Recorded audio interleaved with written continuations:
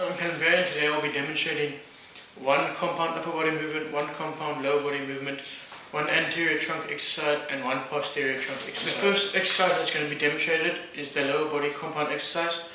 This is going to be the lunge. This works the gluteus maximus, hamstrings and quadriceps muscle groups. The joints involved is the knee and the hip. Exercise properly, you'll stand upright with your hands on your hips. You move your one leg forward and the other one slightly back, ensuring that your toes are facing forward. When doing a lunge, keep your back straight the whole time by contracting your abs. To perform a lunge movement, you'll have to flex your back knee, moving it closer towards the ground, and at the same time, flex your front knee, ensuring that it doesn't go past your toes. During the downward phase of a lunge, your knee and hip go through flexion, and your foot goes through dorsiflexion.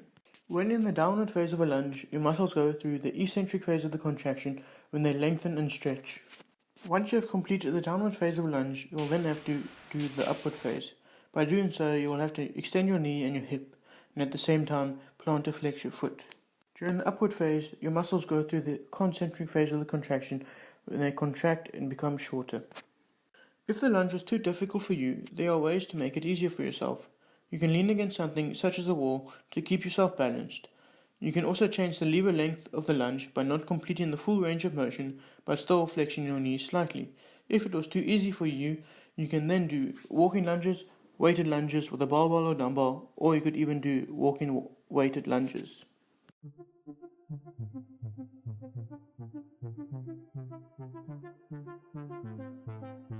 The exercise that's going to be demonstrated next is the upper body compound movement, which is going to be the push-up. This works the pectoralis major, the triceps and the serratus anterior at the shoulder girdle. The joints involved is the shoulder, the elbow and the scapula. For a push-up is hands shoulder width apart, straight under the shoulders, fingers facing forward, back straight, head up. To start a push-up in the upward phase, you'll have to extend your elbows and adduct your shoulders horizontally. During the upward phase of the push-up, your triceps will go through the concentric phase of the contraction and your pectoralis major will go through the eccentric phase of the contraction. To begin the downward phase of a push-up, you will have to flex your elbow and abduct your shoulder horizontally. When executing the downward phase of a push-up, your tricep will go through the eccentric phase of the contraction and your pectoralis major will go through the concentric phase of the contraction. If a normal push-up was too difficult for you, you can change the lever length of your legs by going onto your knees. This will make it easier. You will then be using your knees as a pivot instead of your ankles. You can then make it easier by doing push-ups against the wall or doing an incline push-up. If normal push-ups were too difficult for you, you can then do decline push-ups. The exercise that I'm going to demonstrate next is going to be for the anterior trunk. For this I've chosen the plank. This works the abdominis. Lie flat on your stomach with your hands shoulder width apart and your elbows slightly flexed.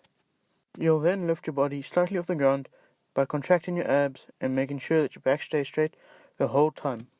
Hold this position for as long as you can. So you can do a variation of a plank, you can do straight on plank or you can do a side plank. The next exercise I'm going to demonstrate is going to be the posterior trunk exercise. So what I've chosen here is I've chosen a hip raise which works the glutes and a little bit of the hamstrings. The joints involved is only the hips. To start off with the hip thrust, lie flat on your back with your knees bent, feet flat on the floor and hips in a flexed position. To perform an upward phase of a hip thrust movement, extend your hips by contracting your glutes. In the upward phase of a hip thrust movement, your glutes will be going through the concentric phase of the contraction. To perform the downward phase of the hip thrust movement, you'll flex your hips until your glutes touch the ground. During the downward phase of the hip thrust movement, your glutes will be going through the eccentric phase of the contraction. If the normal hip thrust movement was too easy for you, you can modify it by adding weight to the movement or even doing it with one leg in the air.